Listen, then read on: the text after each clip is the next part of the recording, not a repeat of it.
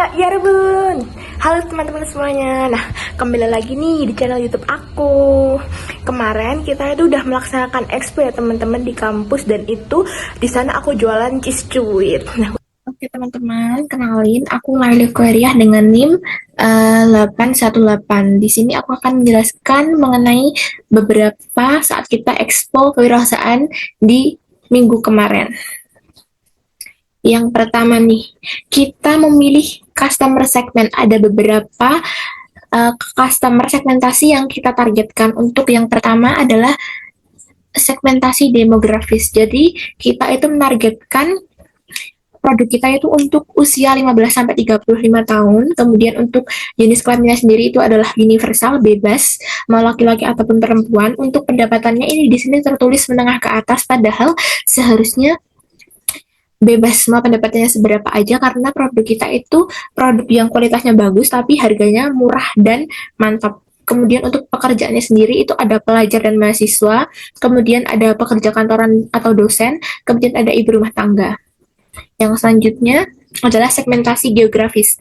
Nah, kita ini mengincar orang-orang yang ada di perkotaan, khususnya di kampus. Nah, kemarin kita ada di kampus UPN Veteran Yogyakarta. Kenapa kita memilih kampus sebagai segmentasi geografis kita? Karena wilayah kampus itu akses distribusinya itu baik dan daya belinya itu sangatlah tinggi. Untuk iklimnya sendiri itu tidak terlalu relevan karena snack kita ini cocok untuk dikonsumsi di berbagai musim ataupun cuaca. Kemudian yang selanjutnya adalah segmentasi psikografis.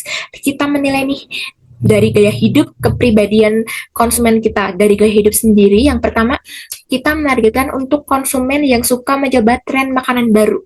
Yang kedua adalah konsumen yang mencintai snack dan juga produk berbahan dasar keju. Untuk kepribadiannya sendiri, yang pertama adalah orang-orang yang suka dengan kepraktisan, on the go snack. Yang kedua adalah orang-orang yang suka bereksplorasi rasa, yang dia itu sangatlah inovatif tentang rasa-rasa. Yang selanjutnya adalah segmentasi perilaku. Nah, kita mencari nih nomor nih yang mencari manfaat untuk dirinya sendiri. Yang pertama adalah rasa yang lezat dan unik, perpaduan dari keju dan juga biskuit, keju yang asin dan biskuit yang renyah dipadukan dan akhirnya jadi produk cheese cuit yang sangat enak punya kita, dan yang pastinya praktis dan cepat dikonsumsi. Kemudian untuk status pembeliannya sendiri, itu yang pertama adalah pembeli pertama yang dia itu mencoba karena penasaran ataupun kita kasih promo besok, ataupun pembeli yang loyal atau pembeli yang sudah ketagihan dan akhirnya dia beli berulang. Untuk segmentasi perilaku yang terakhir adalah kesempatan konsumsi. Jadi snack kita itu dapat dikonsumsi oleh konsumen saat waktu istirahat kerja ataupun belajar. Yang kedua saat nonton film atau kumpul bareng teman-teman. Dan yang terakhir adalah konsum kita ini cocok sekali dijadikan cemilan saat berpergian. Yang selanjutnya di sini kita akan membahas mengenai strategi pemasaran produk kita saat expo kemarin. Ada beberapa nih teman-teman. Yang pertama, yang pasti adalah kita harus menampilkan keunikan produk. Kita tonjolkan rasa dan kualitas bahan. Itu yang sangat pertama dan sangat utama. Kita gunakan bahan-bahan yang sangat-sangat premium, dan kita juga pasang kok kemarin keju yang kita gunakan apa, kita pajang di buat kita.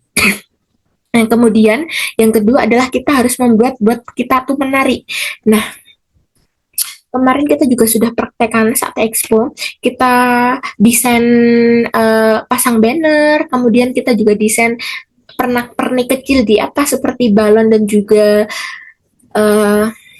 kotak-kotak itu segitiga-segitiga bendera gitu, supaya buat kita dilirik oleh customer karena sangat estetik dan bisa buat foto-foto. Yang selanjutnya adalah kita gunakan promo khusus expo. Nah, saat expo kemarin kita tuh memberikan diskon dan juga bundling hemat. Kita sebenarnya nggak cuma jual cheese sweet doang, teman-teman, tapi kita juga jual es teh. Di situ kita gunakan promo beli 2 gratis 1 es teh. Dengan begitu banyak nih teman-teman yang beli dua, misalnya satu untuk pacarnya, kemudian dia beli dua dan akhirnya gratis satu es teh. Akhirnya itu menguntungkan untuk kita. Selain itu juga kita juga aktif nih teman-teman di media sosial. Kita lakukan promo gencar-gencaran di grup angkatan, grup chat WA angkatan. Kemudian juga kita di story WA. Selain itu juga kita di IG, story IG dan postingan IG punya kita masing-masing. Dan yang terakhir adalah kita juga post di TikTok.